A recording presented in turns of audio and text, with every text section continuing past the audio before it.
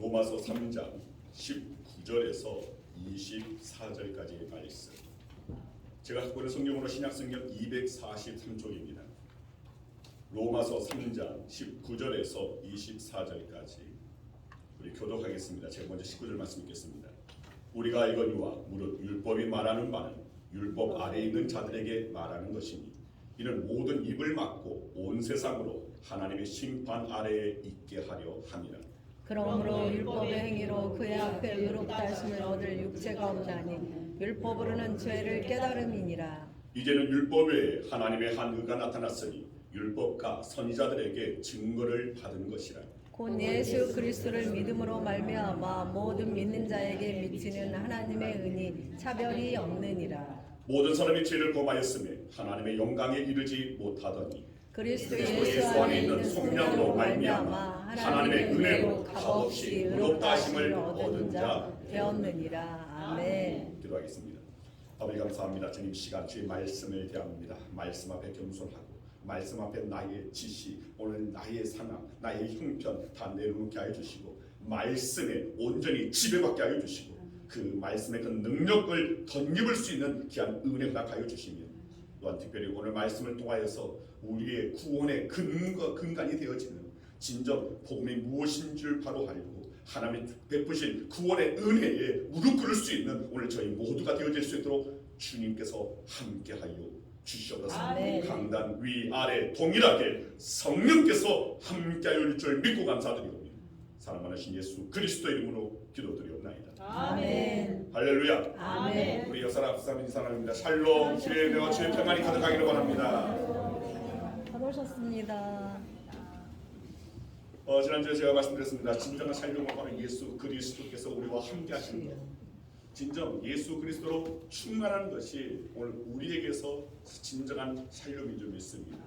다시 한번 사랑하는 사랑합니다. 예수 그리스도로 충만하시길 바랍니다. 예수 그리스도로 충만하시길 바랍니다. 예수 그리스도로 충만한 진정한 샬롬을 누릴 수 있는 우리 모든 성도님들이 되기를 소망합니다. 아멘.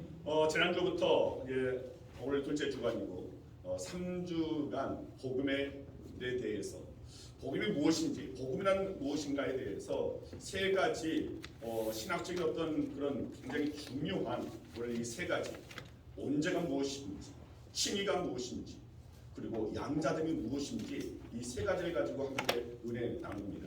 그래서 오늘은 두 번째 칭의에 대해서 말씀드립니다. 자, 이 3주간의 시간은 어떻게 보면 우리가 신앙의 어떤 기본이 되어지는 부분이고 근간이 되어지는 부분인데 이건 신앙적인 부분이 아니라 그 신앙의 근간되어지는 신학적인 그런 부분이기 때문에 어떻게 보면 여러분들이 이 신학적인 어떤 이런 부분에 대해서 좀 따분하게 느껴질 수가 있고 또 어렵게 느껴질 수가 있을 겁니다. 그러나 우리는 우리의 신앙이 바른 신앙 되어지고 건강한 신앙 되어지고 진정 주님을 만나는 주님과 동행하는 오늘 그런 신앙 되어지기 위해서는 이 복음이란 무엇인가에 대한 신학적인 그 밑바탕 또한 분명히 우리의 심령 가운데 자리 잡혀 있어야 할 줄 믿습니다. 자, 성경에서 복음서 4권이 있습니다. 마태, 마가, 누가, 요한. 자, 이 복음서 4권은 예수 그리스도에 관한 이야기를 말씀하고 있습니다. 그리고 지난주에도 로마서의 말씀, 오늘도 그렇고 다음 주도 마찬가지입니다. 로마서의 말씀 가운데 특별히 복음에 관한 근간되어진 그 말씀들 가지고 함께 나누는데 자, 왜 로마서를 가지고 이렇게 나누냐면 이 로마서가 바로 앞에 있는 네 복음서를 거기에 담겨져 있는 복음을 설명해 주는 해설하고 있는 말씀이기 때문에 그러합니다. 자, 로마서의 말씀은 복음의 핵심이 무엇인지를 우리에게 알려주고 있습니다. 그것이 바로 믿음으로 의롭다 함을 받는다는 것입니다. 신학에서는 로마서가 가르쳐주는 이 복음의 핵심을 칭의라는 말로 개념화합니다. 오늘 이 복음의 핵심인 이 칭의에 대해서 함께 말씀드리고자 합니다. 자, 오늘 본문 24절 말씀을 보면 이렇게 말씀하고 있습니다. 그리스도 예수 안에 있는 속량으로 말미암아 하나님의 은혜로 값없이 의롭다 하심을 얻은 자 되었느니라. 자, 이 말씀 가운데 의롭다 하심을 얻은 자 되었다. 즉 의롭다 하심을 얻었다는 말씀이 나옵니다. 자, 의롭다는 말이 아닙니다. 또 스스로 의롭다고 주장하는 것도 아닙니다. 자기를 하나님께 의롭다고 선언해 주셨다는 것입니다. 나는 의롭지 못하는데, 나는 여전히 죄인인데, 나는 언제뿐만 아니라 스스로 저런 자범죄를 통하여서 죄범벅인데, 그럼에도 불구하고 하나님께서 우리를 의롭다고 여겨주시는 것, 우리를 의롭다고 선언해 주시는 것, 이것이 바로 칭의입니다. 자, 여기서 바로 이 칭의라는 신학적인 개념이 나온 겁니다. 자, 이 칭의는 한자어로 표현을 하면, 영어는 뭐 justification이고, 이 한자로 표현하면 일컬을 칭자, 오를 의자를 썼습니다. 즉, 이 말의 뜻은 의롭다고 선언했다라는 그런 뜻입니다. 자, 중요한 것은 누가 의롭다고 선언했냐는 것입니다. 누가 했냐에 따라서 그 말의 무게는 완전히 달라집니다. 자, 바로 이 누가 의롭다고 선언했냐면 바로 하나님께서 그렇게 선언하신 것입니다. 하나님께서 예수 그리스도를 믿는 사람들을 의롭다고 선언하셨다는 것입니다. 우리의 상황과 우리의 형편과 전혀 상관없이 하나님께서 선언하시면 오늘 그것으로 다 되는 것입니다. 그래서 칭의는 심판자이신 하나님께서 죄인인 인간, 예수 그리스도를 믿는 믿음 때문에 의롭다고 인정하시고 선언하신 것이 바로 이 칭의라는 것입니다. 자, 이 칭의는 본래 일종의 이 법적 용어입니다. 재판장에서 판사의 마지막 선고가 나오면 그러면 그것으로 모든 재판은 끝이 납니다. 무죄 선고가 나오면 그 순간 그 사람은 죄인이 아닙니다. 죄가 있고 없고 상관없이 그 사람은 더 이상 죄인이 아닙니다. 또 반면에 형이 선고되면 그 사람은 죄인입니다. 역시 죄가 있고 없고와 상관없이 그 사람은 죄인이 되는 것입니다. 마찬가지입니다. 하나님께서 예수 믿는 사람들을 의인이라고 선언하시면 그들은 더 이상 죄인이 아니고 의인입니다. 자, 법정 용어로서의 의미를 제가 말씀을 드린 겁니다. 그런데 여기서 주목할 것은 하나님께서 우리 그리스도인들 안에 죄가 없기 때문에 의인이라고 선언하신 것이 아니라는 것입니다. 본질상 여전히 우리가 아직도 죄인이지만 회개하고 예수님을 믿는 믿음을 보시고 의롭다고 선언해 주신 것입니다. 자, 그렇다면 이 선언의 동기가 무엇이냐? 이것을 우리가 알아야 됩니다. 이 같은 선언의 동기는 전적인 하나님의 사랑의 동기입니다. 아멘. 이 사랑은 우리 인간의 시선에서 바라보면 한마디로 미친 사랑입니다. 왜 미친 사랑입니까? 여러분, 사랑하는 사람을 구하기 위해서 아들을 갈기갈기 찢어 죽였습니다. 어떻게 그럴 수 있습니까? 아들보다 더 소중하고 더 사랑하는 사람이 있을 수 있습니까? 우리 상식으로는 이해할 수가 없습니다. 그야말로 사랑에 미쳐서 아들까지 죽일 정도로 사랑의 끝판을 보여주신 분이 바로 우리 하나님이십니다. 인간의 가치관과 상식으로는 도저히 이해할 수 없는 하나님의 미친 사랑입니다. 제가 미친 사랑이라고 표현을 하지만 그만큼 사랑이 오늘 우리 편에서 이해할 수 없는, 도저히 상상할 수 없는 너무나 크나큰 사랑이기 때문에 우리 인간적인 측면에서 바라봤을 때 그 사랑은 도저히 우리 편에서는 미친 사랑일 수밖에 없다는 것입니다. 그러나 그 같은 미친 사랑, 하나님의 사랑으로 인해서 오늘 저와 여러분들이 하나님의 자녀가 되고 구원받는 하나님의 백성이 되었다는 것입니다. 아멘. 여러분, 그 사랑으로 말미암아 하나님께서 우리를 사랑하셔서 사랑하는 사람을 구하시기 위해서 아들을 버렸습니다.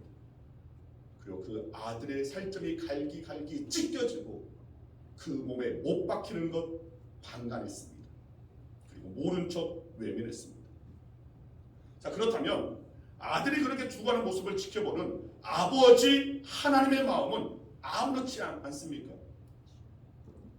성경에는 하나님을 향해서 우리가 아버지라고 부르는 즉 하나님과 우리의 관계는 인격적인 관계입니다. 그렇다면 하나님께서는 오늘 우리는 하나님의 그 성품을 닮았기 때문에 하나님의 인성, 하나님의 인격, 오늘 그 마음, 아버지의 마음 또한 우리가 생각하는 아버지의 마음의 극한을 보여준 것이 하나님의 그 사랑입니다. 그런데 그 아버지 되시는 하나님께서 그 독생자가 고통 가운데 죽어가는 것, 그것을 지켜보시는 아버지 하나님의 마음은 어떠셨겠습니까? 그 심정 또한 정말 찢기는 듯한 그런 고통이었을 겁니다.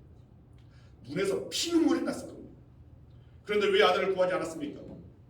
그것은 죄인들을 바로 우리를 사랑하시기 때문이었습니다. 아들이 도살당하는 소처럼 처참하게 살해당하는 것보다 죄인들이 지옥에서 당할 고통이 더 컸기 때문에 그 방법으로 죄인들을 구원하시기로 작정했던 것입니다. 자, 오늘 본문 20절 말씀입니다. 자, 우리 함께 읽겠습니다.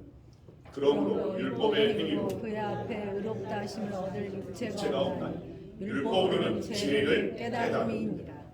자, 여기서 말하는 율법은 하나님의 말씀을 뜻합니다. 즉 하나님의 말씀으로는 우리의 죄를 깨닫고 인식하기만 할 뿐 없앨 수는 없다는 말입니다. 그러면 하나님의 말씀으로 어떻게 우리가 죄를 깨닫고 죄를 인식하게 되는 것인지, 자, 히브리서 4장 12절 13절 말씀을 보면 좀 더 구체적으로 설명되어 있습니다. 자, 우리 함께 읽겠습니다. 하나님의 말씀은 살아있고 활력이 있어 좌우의 날선 어떤 검보다도 예리하여 혼과 영과 및 관절과 골수를 찔러 쪼개기까지 하며 또 마음의 생각과 뜻을 판단하나니 지으신 것이 하나도 그 앞에 나타나지 않음이 없고 우리의 결산을 받으시기 위해 눈앞에 만물이 벌거벗은 것 같이 드러납니다. 하나님의 말씀은 우리 자신을 환히 비추는 거울이 된다는 것입니다. 따라서 하나님의 그 말씀 앞에 서면 우리는 우리 자신이 죄인이라는 사실을 깨닫지 않을 수 없다는 말입니다. 그럼 여기서 말하는 혼과 영과 관절과 골수와 마음의 생각과 뜻, 이것의 특징이 무엇입니까? 그것은 우리의 눈에 보이지 않는다는 것입니다. 그러나 하나님의 말씀 앞에는, 그 말씀 앞에서는 그 보이지 않는 것들, 그 숨겨져 있는 것들이 적나라하게 드러나게 됩니다. 그 숨겨져 있는 것들이 하나님의 터치하심을, 하나님의 만져주심을, 하나님의 고쳐주심을, 하나님의 회복하심이 임하게 된다는 것입니다. 자, 여기서 알 수 있는 것은 예수를 믿는다고 하면서도 자신이 죄인이라는 것을 모르는 사람은 지금껏 하나님의 말씀 앞에 똑바로 서본 적이 없는 사람이라는 뜻이 된다는 것입니다. 하나님의 말씀 앞에 서면 우리 자신이 보이는 것입니다. 전에는 보지 못했던 것을 보게 된다는 것입니다. 왜냐하면 말씀 가운데서 나의 숨겨진 것들이 드러나게 됩니다. 그 말씀의 거울 앞에 모든 것이 드러나고 밝히 이제는 보여질 것이기 때문에 그러다는 것입니다. 그래서 말씀 앞에 서면 그 말씀에 비추어서, 아, 나는 죽을 수밖에 없는 죄인이구나, 징계를 받을 수밖에 없고 멸망당할 수밖에 없는 죄인이라는 것이 드러난다는 것입니다.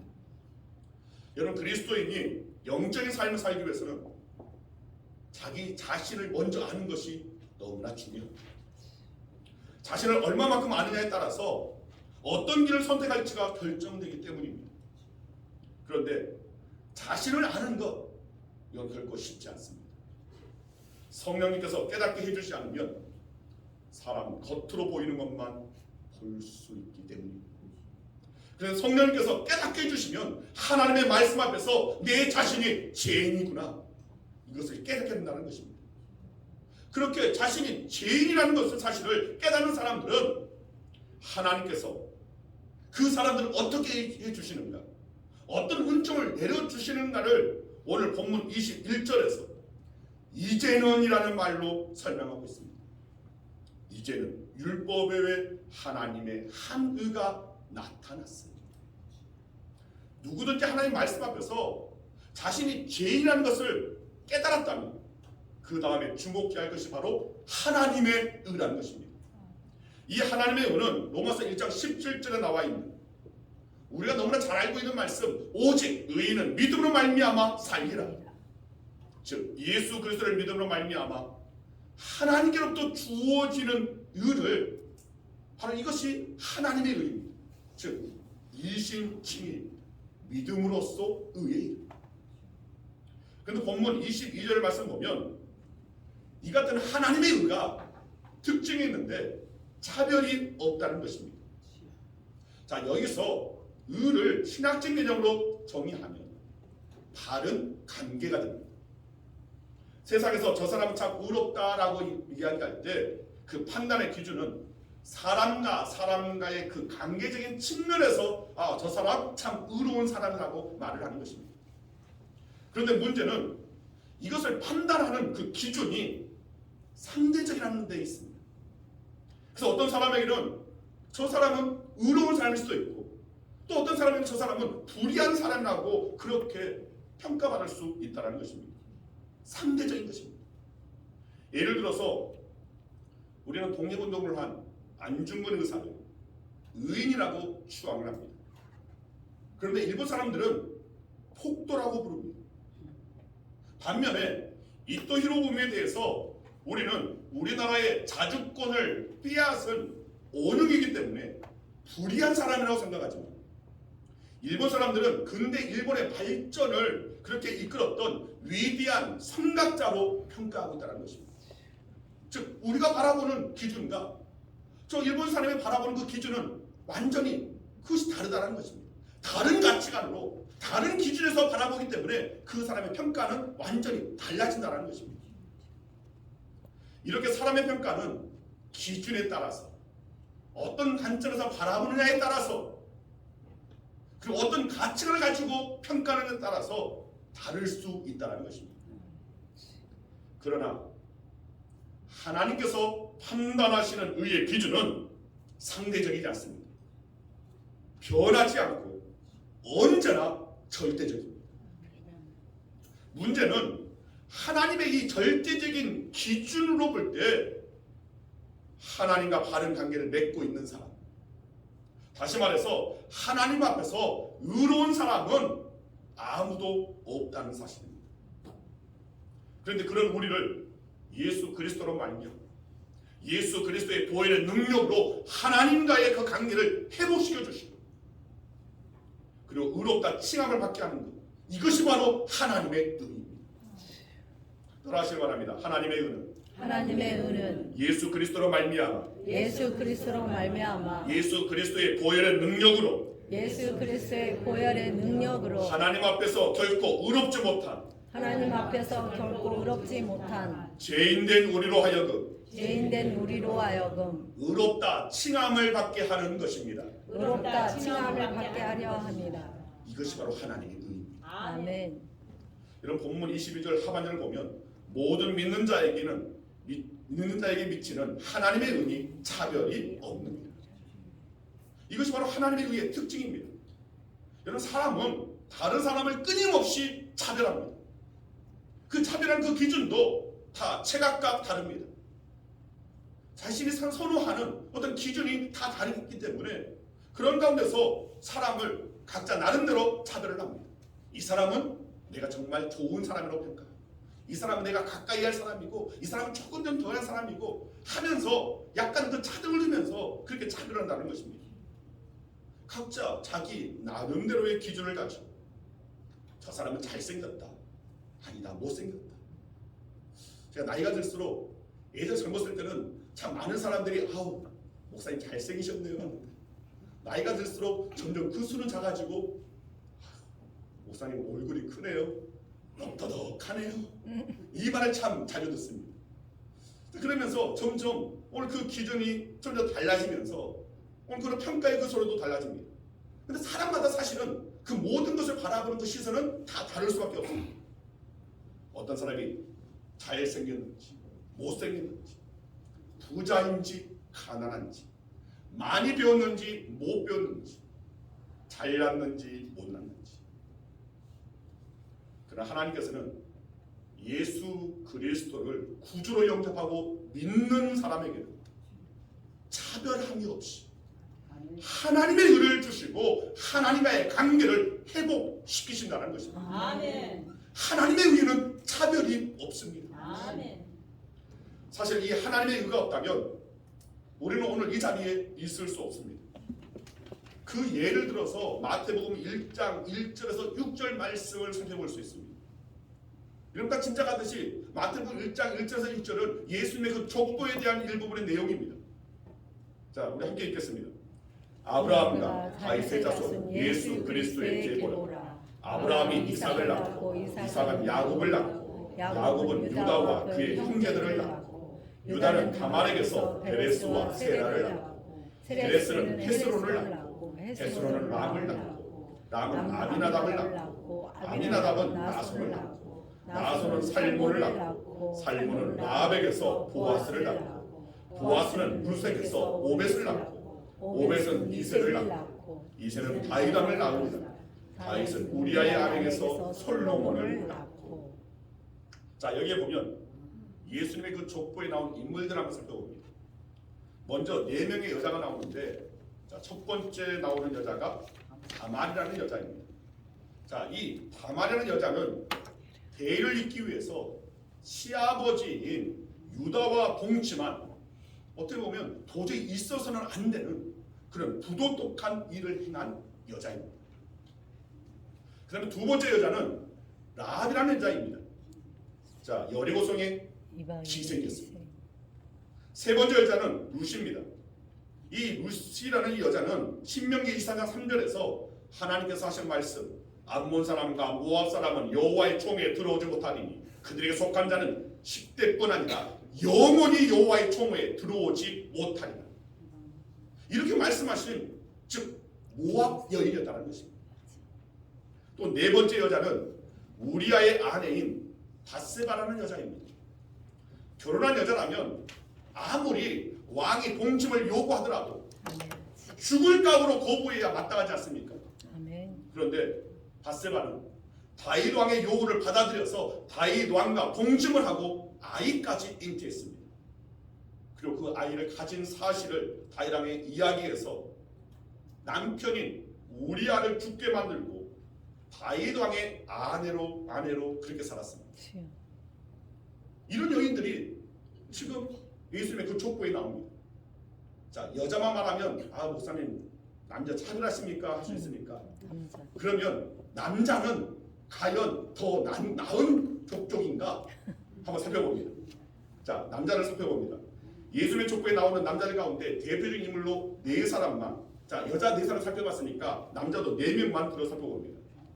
첫 번째로는 아브라함입니다. 아브라함은 갈대아 우리에서 태어난, 그리고 대대로 우상을 만들고 그것을 팔면서 생활했던, 그리고 우상을 섬기며 살았던 그런 인물이었습니다. 또 하나님의 부르심을 받은 후에도 아브라함은 자기 목숨을 지키기 위해서 자기 아내인 사라를 애굽 왕인 바로 앞에서 누이라고, 그것도 한 번이 아닌 2번이나 속인 무책임한 남편이었습니다. 두 번째로는 야곱이라는 남자입니다. 야곱은 형인 에서의 장자권을 가로챈 사기꾼이었습니다.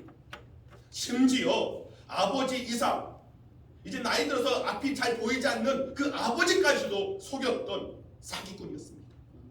아니, 부모를 속이는 사기꾼, 이건 정말 세상의 사기꾼보다 더한 사기꾼 아닙니까? 세 번째로는 다윗이라는 남자입니다. 다윗은 자기의 육체적인 정력을 채우기 위해서 자기의 충성스러운 그 부하 장수인 우리아를 죽게 만든, 어떻게 보면 살인 교사범입니다.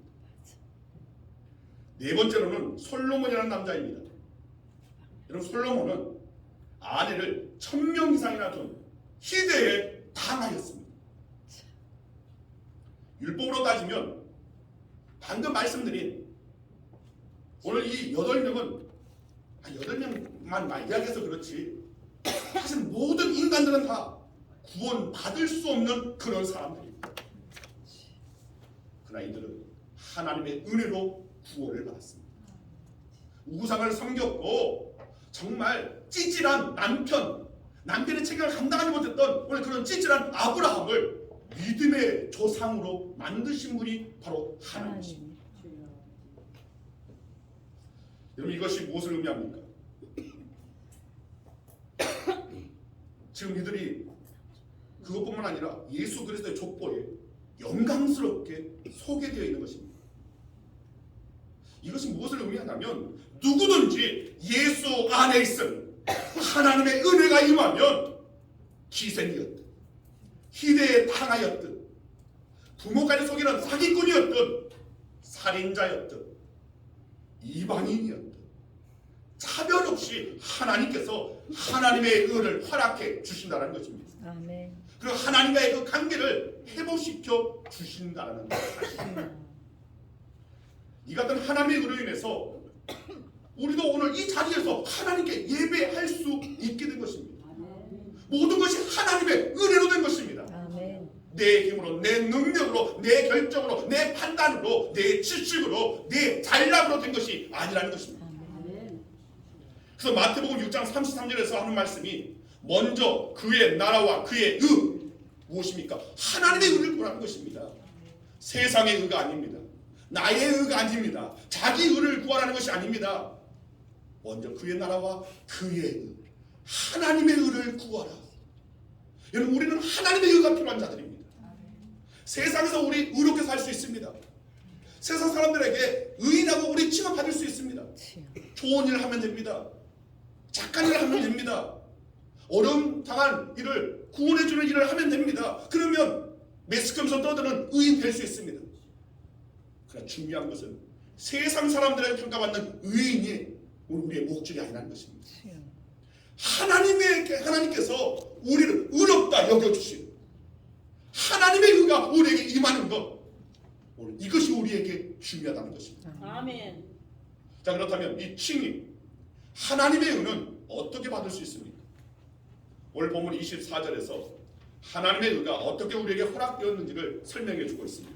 자, 다시 한번 우리 본문 24절 말씀 함께 있습니다. 그리스도 예수 안에 있는 성량으로 말미암아 하나님의 은혜로 값없이 의롭다 하심을 얻은 자 되었느니라. 자, 여기서 말하는 하나님의 은혜란 그야말로 하나님께서 값없이 주시는 선물입니다.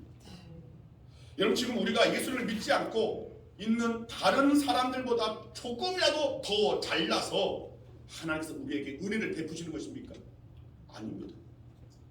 지금 예배드리지 않는 세상 사람들보다 우리가 잘나기 때문에 우리가 여기에서 예배를 드리고 하나님께서 우리를 하나님의 백성으로 삼으신 것입니까? 아니라는 것입니다. 어떻게 보면 세상 사람들이 우리보다 훨씬 더 잘날 수 있고 더 세상으로 보면 의로울 수 있고 세상 많은 사람들에게 의롭다고 칭찬받고 평가받을 수 있는 이들 훨씬 많을 것입니다. 그런데 오늘 우리들 지금 이 자리에서 하나님께 예배드리는 것, 이 자리에서 하나님께 영광을 올려드릴 수 있는 것, 그것은 모두가 바로 하나님의 은혜의 결과라는 겁니다. 아멘. 이런 마틴 루터가 성경을 읽고 나서 이렇게 말했다고 합니다. 내가 만약 하나님이었다면 나를 포함해서 세상 모든 사람들을 다 멸하였을 것이다. 무슨 뜻입니까? 하나님의 말씀 성경을 읽어보니까 세상에서 죽지 않아도 될 사람이 하나도 없더라는 것입니다.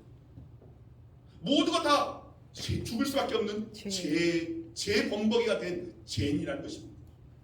그런데 하나님께서 일방적으로 구속의 의, 즉 하나님의 의를 우리에게 허락하여 주신 것입니다. 아멘.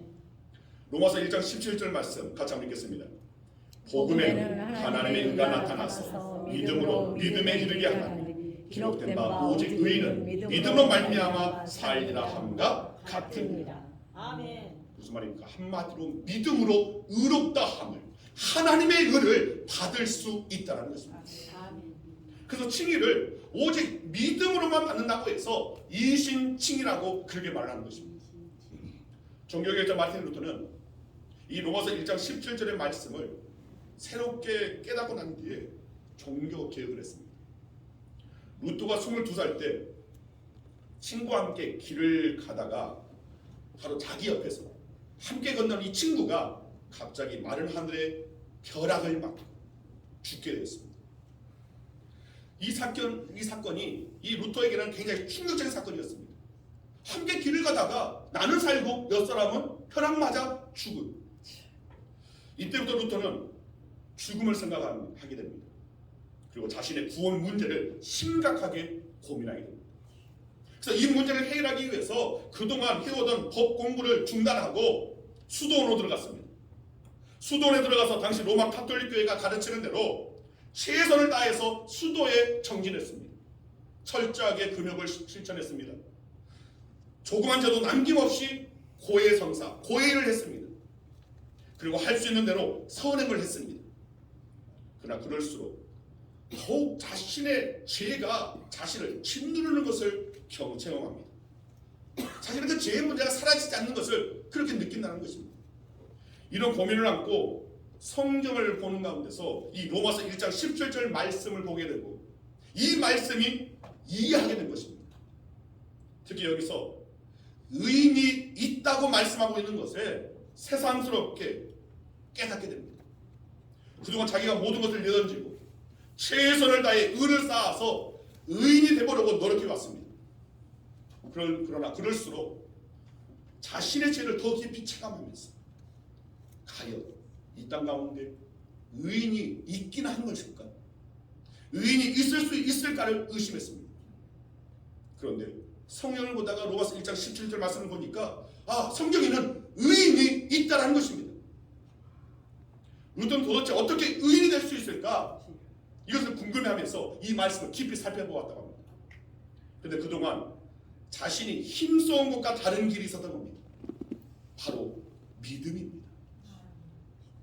지금까지는 자기가 최선을 다해 의를 쌓아 보려 했는데 그것으로는 하나님의 의의 기준에 도달할 수가 없어서 절망했습니다. 그런데 믿음으로 의인이 될 수 있다는 것입니다. 도대체 어떻게 믿음으로 의인이 되는 것일까 궁금해하면서 말씀을 공부하는 중 예수를 믿는 사람들에게 하나님께서 하나님의 의를 주신다는 사실을 깨닫게 된 것입니다. 이 사실을 깨달으면서 루터는 그동안 자신의 영혼을 짓누르고 있던 그 무거운 죄의 짐이 벗겨져가는 오늘 놀라운 체험을 하게 됩니다. 그동안 몸부림쳐오던 구원의 문제에 해답을 찾게 된 것입니다. 그렇습니다. 여러분, 칭의는 즉 구원은 의롭다 인정받는 것은 하나님의 의는 믿음으로 받는 것입니다. 아멘. 내가 말씀대로 살아서 의를 이루고 나의 의로 의롭다고 여김을 받는 것이 결코 아닙니다. 내가 노력해서 쌓은 나의 의는 하나님께서 의로 선언하시기에는 턱없이 부족하다는 것을 우리는 인정해야 됩니다. 그러나 우리가 예수 그리스도를 믿으면 예수님께서 십자가 위에서 이루어 놓으신 의, 바로 하나님의 의를 선물로 받게 되는 것입니다. 아멘. 그래서 이 마태복음 6장 33절의 말씀을 우리는 제대로 이해해야 됩니다. 먼저 그의 나라와 그의 의를 구하라.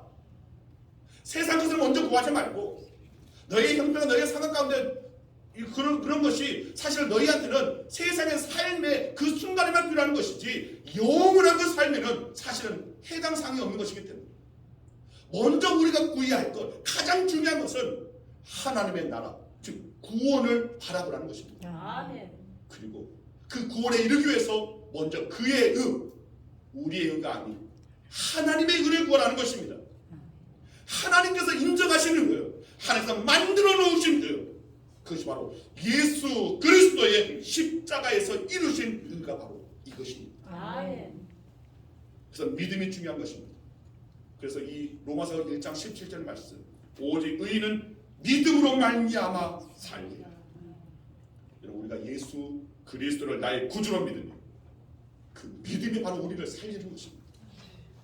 그 믿음이 내 의가 아닌 하나님의 의를 덧입게 해주는 것입니다. 그 믿음이 우리를 의인의 여김을 받게 해주는 것입니다. 여러분, 이 시간 다시금 이 믿음이 여러분의 그 삶 가운데서 굳게 서기를 소망합니다. 아멘. 하나님의 의가 내게 덧입혀졌다. 나는 믿음으로 말미암아 하나님의 의를 받게 되는 것이고, 나는 믿음으로 말미암아 의롭다 칭함을 받게 되는 것이고, 나는 믿음으로 말미암아 구원받은 하나님의 백성이 되고 하나님의 자녀가 됩니다. 하나님께서 이 믿음을 보시고 하나님께서 우리를 의롭다 칭해 주시는 이것을 믿는 이 믿음 가운데서 여러분의 진정한 샬롬을 누릴 수 있기를 간절히 주의 이름으로 축원드립니다. 아멘. 기도하겠습니다. 아버지 감사합니다. 주님, 진리에 대해서 감별하면서 복음이란 무엇인가를 생각해 볼 수 있도록 하여 주시니 감사합니다.